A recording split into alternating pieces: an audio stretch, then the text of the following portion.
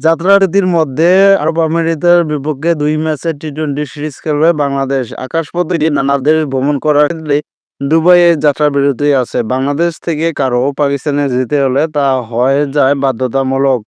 বাংলাদেশ থেকে সরাসরি যে পাকিস্তানে যাওয়ার কোনো উপায় নেই। পাকিস্তানে ৫ টি-20 খেলতে যাওয়া বাংলাদেশকে মাঝ রাস্তায় পেয়ে যাওয়ার সুযোগটা নিতে চলেছেন সংযুক্ত আরব আমিরাতের ক্রিকেট কর্তারা। বিসিবির কাছে একটা প্রস্তাবও রেখেছিল তারা। ক্রিকেট বোর্ড ২ টি-২০ একটি সিরিজ খেলতে চায় তারা। বিসিবিও হিসাব-নিকাশ করে দেখছে বাংলাদেশের জন্য এটা লাভজনকই। তাই আরব আমিরাতের বিপক্ষে ২ ম্যাচের যাত্রাবিরতির সিরিজ যা শুরু হচ্ছে আজ বাংলাদেশ সময় রাত ৯ টায়। নতুন চক্রে অধিনায়ক হিসেবে বাংলাদেশ বেছে নিয়েছে লিটন দাসকে। জানুয়ারিতে নাজমুল হাসান টি-২০ সংস্করণের দায়িত্ব ছাড়ার ঘোষণা দিলে নেতৃত্বে লিটনের নাম আনুষ্ঠানিকভাবে ঘোষণা করা হয়। এই সিরিজের আগে কারো চোটে, কারো হঠাৎ অবসরের নেতৃত্বে ভারটা আগেও তার কাঁধে উঠেছে। কিন্তু কখনো তা ২-৩ ম্যাচের বেশি স্থায়িত্ব হয়নি। ৩ সংস্করণ মিলিয়ে ১২ ম্যাচের অধিনায়কত্ব করে ফেলা লিটনের জন্য তাই এটা নতুন শুরুই। লম্বা সময়ের জন্য যে আগে কখনো নেতৃত্ব তিনি পাননি। এবছরের শেষের এশিয়া কাপ আর আগামী বছরের শুরুতে বিশ্বকাপের ঠিকানা বদলে গেলে সম্ভাব্য বিকল্প ভেন্যু হিসাবে এগিয়ে থাকার কথা আরব আমিরাতেই। তার সঙ্গে নতুন যাত্রায় যত বেশি সম্ভব টি-২০ খেলতে চাওয়ার একটা কারণ তো আছেই। এবছরে যেমন ১৯ টি-২০ খেলবে বাংলাদেশ। শুরুটা হচ্ছে আরব আমিরাতের এই ২টি ম্যাচ দিয়েই। আগামী বিশ্বকাপ পর্যন্ত দায়িত্ব পাওয়ার পর বড় সময়ের জন্য পরিকল্পনা করতে পারার একটা স্বস্তি লিটনের কণ্ঠে শোনা গিয়েছিল।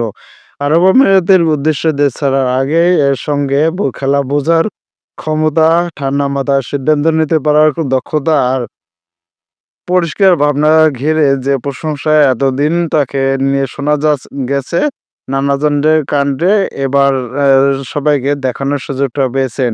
সেদিক থেকে আজ সাজায় অধিনায়ক লিটনের নতুন এক অধ্যায় শুরু। সর্বশেষ নাজমুল হাসানের চোটে ওয়েস্ট ইন্ডিজের বিপক্ষে টি-২০ সিরিজে ভারপ্রাপ্ত অধিনায়কের দায়িত্ব পালন করেন লিটন দাস।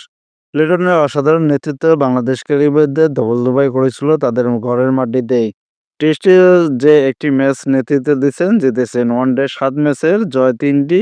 এরপর লিটনের সামনে চ্যালেঞ্জ অনেক। টি-২০ ক্রিকেটে বাকিরা যে ছন্দ খেলে বাংলাদেশ তা থেকে দূরে দাঁড়িয়ে সেই ব্যবধান কমিয়ে নিয়ে এগিয়ে যাওয়ার লড়াইটা তাকে তাই লড়তেই হবে।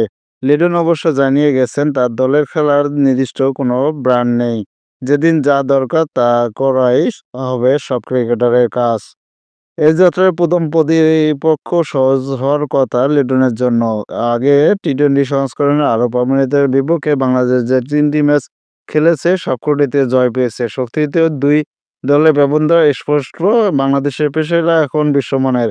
ব্যাটসম্যানদের জন্য বড় কোনো চ্যালেঞ্জ নিয়ে হাজির হওয়ার সম্ভাবনা আমিরাতের বোলারদের মধ্যে তেমন কেউ নেই।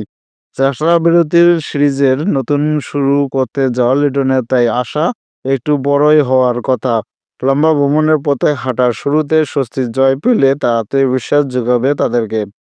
দলের জন্য ছাদ দেওয়ার যে উদাহরণ সবার আগে তৈরি করেছেন লিটন ডুবে। ৫ ওপেনার স্কোয়াডে নিজে ৩ ব্যাটিং করছেন।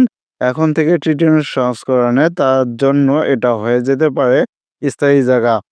অবশ্য স্বস্তি নেই বাংলাদেশের নতুন অধিনায়কের। সর্বশেষ ৬ ইনিংসে তার ব্যাটে ৫০ নেই। শেষ ৩ ইনিংসেও ০-৩ এবং ১৪ রান। অধিনায়কের চাপের প্রভাব ব্যাটিংয়ে পড়ে কিনা সেই সংশয় তো থাকবেই। এক্ষেত্রে লিটনের ব্যাখ্যা, এতদিন যখন